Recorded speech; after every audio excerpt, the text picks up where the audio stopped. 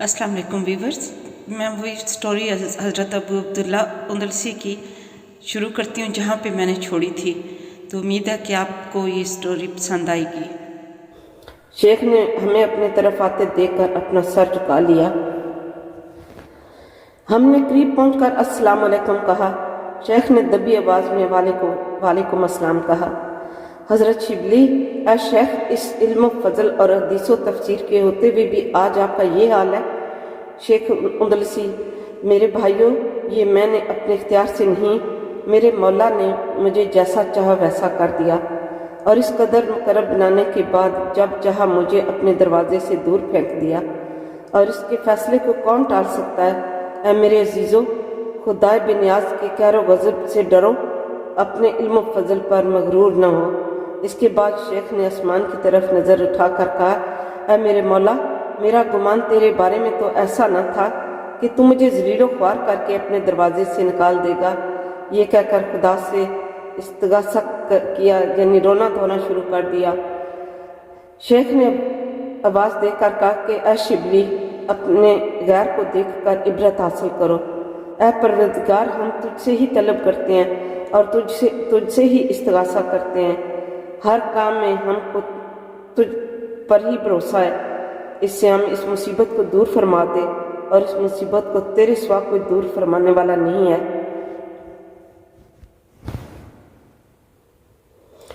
खंजीर इनका रोना और इनकी दर्दनाक आवाज सुनते ही सब के सब वहीं जमा हो गए और जमीन पर मुर्गे बिस्मिल की तरह लौटना और तड़पना और चिल्लाना शुरू हो गए।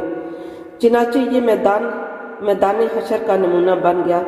इधर हजरत शेख हसरत के आलम में ज़ारो कतार रो रहे थे। हजरत शिबली ने फरमाया, शेख, आप हाफिज़ कुरान थे और कुरान को 7 किरात से पढ़ा करते थे। अब भी इसकी कोई आयत याद है? शेख ने फरमाया, ऐ अजीज़ो, मुझे कुरान की 2 आयत के सिवा कुछ याद नहीं रहा। हजरत शिबली ने फरमाया कि वो आयतें कौन सी हैं? शेख, अल्लाह चाहे ज़लील करता है, जिसको इज्जत देने वाला नहीं, बेशक अल्लाह जो चाहता है वो करता है। और दूसरी आयत भी इसी से मिलती जुलती है कि जिसने ईमान के बदले में कुफर इख्तियार किया वो सीधे रास्ते से गुमराह हो गया। हजरत शिबली ने फरमाया, ऐ शेख, आपको 30,000 हदीसें बमासनाद की ज़बानी याद थीं, अब भी उनमें से कोई एक हदीस याद है? शेख ने फरमाया, हाँ, मुझे एक हदीस याद है कि जो शख्स अपना दीन इस्लाम बदल डाले उसको कत्ल कर डालो। हजरत शिबली फरमाते हैं कि हम शेख का ये हाल देखकर बाद हसरतो गम के शेख को वहीं छोड़कर वापस हुए और बगदाद की तरफ कसद किया।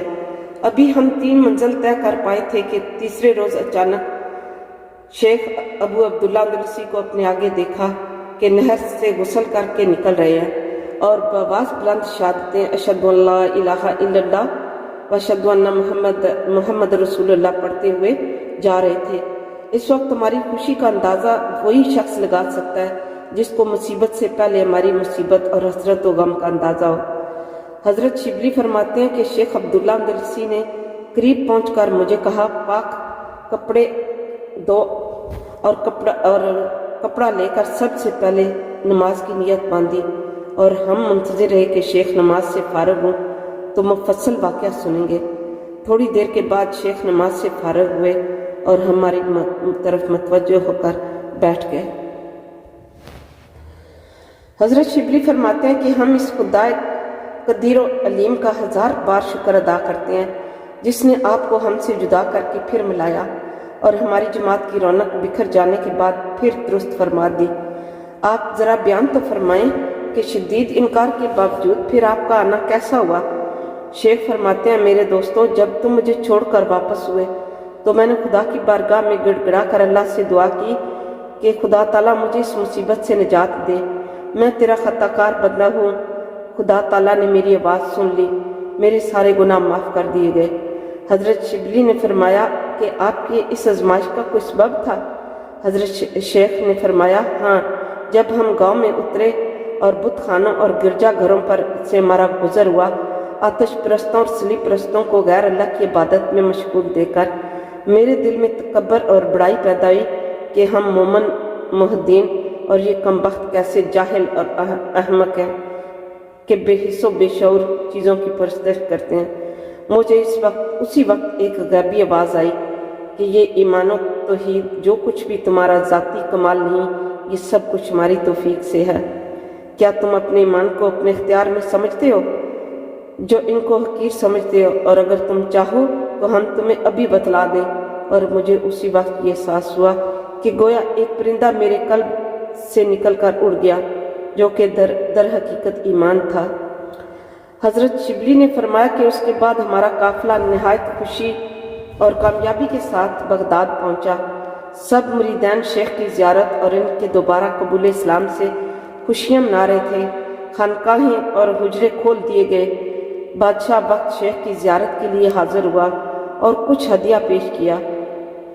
شیخ پھر اپنے قدیم شغل میں مشغول ہو گئے اور وہی حدیث و تفسیر، وعظ و تربیت کا سلسلہ دوبارہ شروع ہو گیا۔ خدا بند عالم نے شیخ کو بھولا ہوا علم پھر عطا فرما دیا۔ ایک روز ہم صبح کی نماز پڑھ رہے تھے کہ شیخ کی خدمت میں بیٹھے ہوئے تھے کہ اچانک کسی شخص نے حجرے کا دروازہ کھٹکھٹایا۔ میں دروازے پر گیا تو دیکھا کہ ایک شخص سیاہ کپڑوں میں لپٹا کھڑا ہے۔ حضرت شبلی نے فرمایا، آپ کون ہیں؟ کہاں سے آئے ہیں؟ کیا مقصود ہے؟ آنے والے نے کہا، اے شیخ ابو عبداللہ اندلسی سے کہہ دو کہ وہ لڑکی جس کو آپ فلاں گاؤں میں چھوڑ کر آئے تھے آپ کی خدمت کے لیے حاضر ہے۔ سچ ہے، جب کوئی خدا تعالیٰ کا ہو جاتا ہے تو سارا جہاں اس کا ہو جاتا ہے، اور جو اللہ تعالیٰ سے منہ موڑ لیتا ہے تو ہر چیز اس سے منہ موڑ لیتی ہے۔ حضرت شبلی فرماتے ہیں کہ میں شیخ کے پاس گیا، واقعہ بیان کیا۔ حضرت شیخ سنتے ہی زرد ہو گئے اور خوف سے کانپنے لگے۔ اس کے بعد اس لڑکی کو اندر آنے کی اجازت دی گئی۔ لڑکی جو ہے وہ شیخ کو دیکھ کر زارو قطار رونے لگی۔ شدت غم دم لینے کی اجازت نہیں دیتا تھا کہ یہ کچھ کلام کرے۔ شیخ نے لڑکی سے مخاطب ہو کر فرمایا، تمہارا یہاں کیسے آنا ہوا اور یہاں تک تمہیں کس نے پہنچایا؟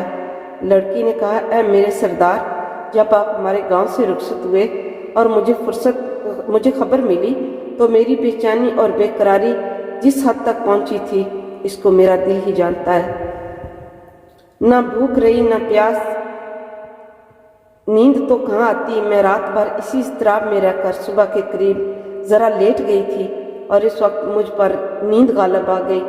اسی حالت میں میں نے خواب میں ایک شخص کو دیکھا جو کہہ رہا تھا کہ اگر تو سومنات میں داخل ہونا چاہتی ہے تو بتوں کی عبادت چھوڑ دے اور شیخ کی اتباع کر، اور اپنے دین سے توبہ کر کے شیخ کے دین میں داخل ہو جا۔ لڑکی کہتی ہے کہ میں نے اسی عالم خواب میں اس شخص کو مخاطب ہو کر کہا، شیخ کا دین کیا ہے؟ تو اس شخص نے بتایا کہ اس کا دین اسلام ہے۔ میں نے کہا کہ اسلام کیا چیز ہے؟ اس نے کہا کہ اس بات کی دل اور زبان سے گواہی دینا کہ خدا تعالیٰ کے سوا کوئی معبود نہیں اور محمد صلی اللہ علیہ وسلم اللہ کے رسول ہیں۔ میں نے کہا تو ٹھیک ہے، میں شیخ کے پاس کسی طرح پہنچ سکتی ہوں۔ اس شخص نے کہا، ذرا آنکھیں کھول اور بند کر لو اور اپنا ہاتھ میرے ہاتھ میں دے دو۔ لڑکی نے کہا ٹھیک ہے، یہ کہا اور میں کھڑی ہو گئی اور ہاتھ اس شخص کے ہاتھ میں دے دیا۔ وہ شخص میرا ہاتھ پکڑے ہوئے تھوڑی دور چل کر بولے، بس کھول دو آنکھیں۔ چنانچہ میں نے اپنی آنکھیں کھولیں تو اپنے آپ کو دجلہ، ایک نہر بغداد کے نیچے بہتی ہے، اس کے کنارے پر پایا۔ اب میں پریشان ہو گئی اور میں آنکھیں پھاڑ پھاڑ کر دیکھ رہی تھی کہ میں چند منٹوں میں کہاں سے کہاں پہنچ گئی۔ اس شخص نے حجرے کی طرف اشارہ کر کے کہا کہ یہ سامنے شیخ کا حجرہ ہے، وہیں چلی جاؤ اور شیخ سے کہہ دو کہ آپ کا بھائی حضرت خضر علیہ السلام آپ کو سلام کہتا ہے۔ میں شخص کے اشارے کے موافق یہاں پہنچ گئی اور احباب کی خدمت کے لیے حاضر ہوں، مجھے مسلمان کر لیجئے۔ شیخ ابو عبداللہ اندلسی نے اس لڑکی کو مسلمان کر کے اپنے پڑوس کے ایک حجرے میں ٹھہرا لیا اور یہاں عبادت کرتی رہو۔ وہ لڑکی عبادت میں مشغول ہو گئی اور زہد و عبادت میں اپنے شریک کثیر لوگوں سے سبقت لے گئی۔ دن بھر وہ روزہ رکھتی اور رات بھر اپنے مالک و خالق بے نیاز کے سامنے ہاتھ باندھے کھڑی رہتی۔ محنت سے بدن ڈھل گیا، ہڈی اور چمڑے کے سوا کچھ نظر نہ آتا تھا۔ آخر اسی میں مریض ہو گئی اور مرض اتنا بڑھ گیا کہ موت کا نقشہ آنکھوں کے سامنے آنے لگا اور اب اس کا سفر آخرت آن پہنچا۔ اس کے دل میں اس کے سوا کوئی حسرت باقی نہیں تھی کہ ایک مرتبہ شیخ کی زیارت سے اپنی آنکھیں ٹھنڈی کر لی جائیں، کیونکہ جس وقت سے اس حجرے میں مقیم ہوئی تھی اسی وقت سے نہ شیخ نے اس کو دیکھا اور نہ ہی شیخ کی زیارت ہو سکی، جس سے آپ چند گھڑی کے مہمان کی حسرت و غم کا اندازہ کر سکتے ہیں۔ آخر شیخ کو بلوا بھیجا کہ موت سے پہلے ایک مرتبہ میرے پاس آ کر شیخ زیارت کر جائے۔ شیخ یہ سن کر فوراً تشریف لائے، جہاں وہ لڑکی حسرت بھری نگاہوں سے شیخ کی زیارت کے لیے ترس رہی تھی، مگر آنسوؤں میں ڈوبی ہوئی آنکھیں اسے ایک نظر بھی دیکھنے کی مہلت نہیں دیتی۔ آخر شیخ صاحب آئے تو لڑکی نے لڑکھڑاتی ہوئی زبان اور بیٹھی ہوئے آواز سے اتنا لفظ کہا، السلام علیکم ورحمۃ اللہ وبرکاتہ۔ شیخ نے شفقت آمیز آواز سے اسلام کا جواب دینے کے بعد فرمایا، تم گھبراؤ نہیں، انشاءاللہ عنقریب ہماری ملاقات جنت میں ہونے والی ہے۔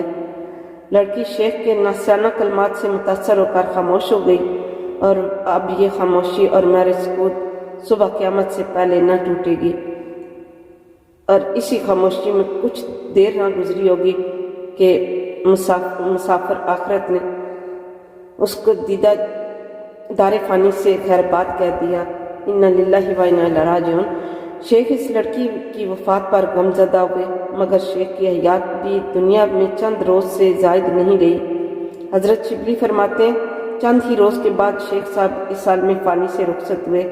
کچھ دنوں کے بعد میں نے شیخ کو خواب میں دیکھا کہ جنت کے ایک پرفضا باغ میں مقیم ہے اور 70 حوروں سے آپ کا نکاح ہوا ہے، جس میں پہلی وہ عورت ہے جس کے ساتھ دنیا میں نکاح ہوا، اور وہ عورت یہی لڑکی تھی، اور اب وہ دونوں